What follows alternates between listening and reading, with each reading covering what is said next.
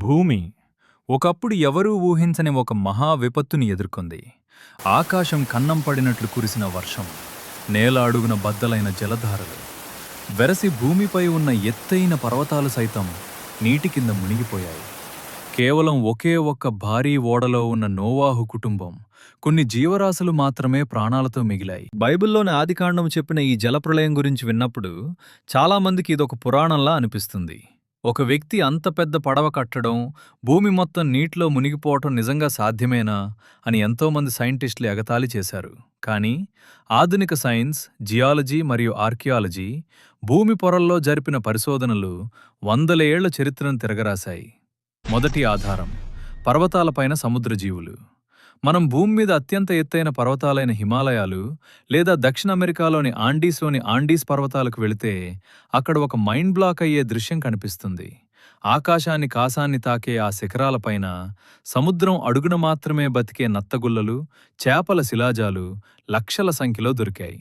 సముద్ర మట్టానికి వేలాది అడుగుల ఎత్తులో ఉన్న ఆ కొండల మీదికి సముద్రపు జీవులు నడుచుకుంటూ వెళ్లలేవు కదా. అంటే ఒకప్పుడు ఆ ఎత్తైన పర్వతాలు కూడా పూర్తిగా సముద్రపు నీటి కింద మునిగిపోయాయని భౌగోళిక శాస్త్రం నేడు ఒప్పుకుంటోంది. బైబిల్ ఖచ్చితంగా ఇదే విషయాన్ని వేల ఏళ్ల క్రితమే రికార్డ్ చేసింది. రెండవ ఆధారం: శిలాజాల గుట్టలు. ప్రపంచవ్యాప్తంగా తవ్వకాలు జరిపినప్పుడు డైనోసార్ల నుండి చిన్న జంతువుల వరకు లక్షలాది శిలాజాలు ఒకే చోట గుట్టలు గుట్టలుగా దొరికాయి. సైన్స్ ప్రకారం ఒక జంతువు చనిపోతే అది కుళ్ళిపోతుంది, కానీ శిలాజంగా మారాలంటే అది చనిపోయిన వెంటనే కొన్ని టన్నుల బురద దానిమీద సడన్గా పడి కప్పేయాలి.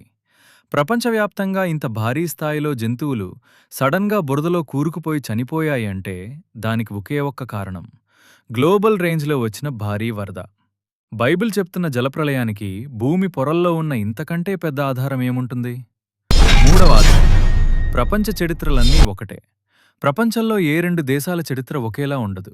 కానీ ఆశ్చర్యకరంగా మెసోపొటేమియా వారి ఎపిక్ ఆఫ్ గిల్గమేష్, హిందువుల మను చరిత్ర, అమెరికాలోని రెడ్ ఇండియన్స్ రికార్డులు, చైనా ప్రాచీన గ్రంథాలు, ఇలా ప్రపంచవ్యాప్తంగా ఉన్న 200కు పైగా ప్రాచీన నాగరికతలు అన్నీ తమ చరిత్రలో ఒక భారీ జలప్రళయం గురించి రాసుకున్నాయి. ఆ 200 రికార్డుల్లోనూ దేవుడి వార్నింగ్, ఒక హీరో, ఒక పడవ, జంతువులను కాపాడటం అనే పాయింట్లు కామన్గా ఉన్నాయి.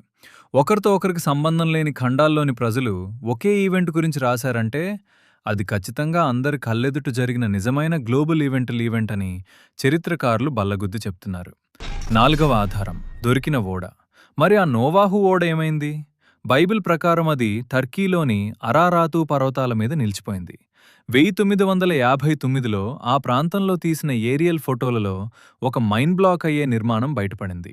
సరిగ్గా కొండ మీద ఒక భారీ ఓడ ఆకారం కనిపించింది. ఆ ఆకారాన్ని 3D గ్రౌండ్ పెనెట్రేటింగ్ రాడార్ టెక్నాలజీతో స్కాన్ చేసినప్పుడు భూమి కింద సమాంతరంగా అమర్చిన కలప నిర్మాణాల ముద్రలు దొరికాయి.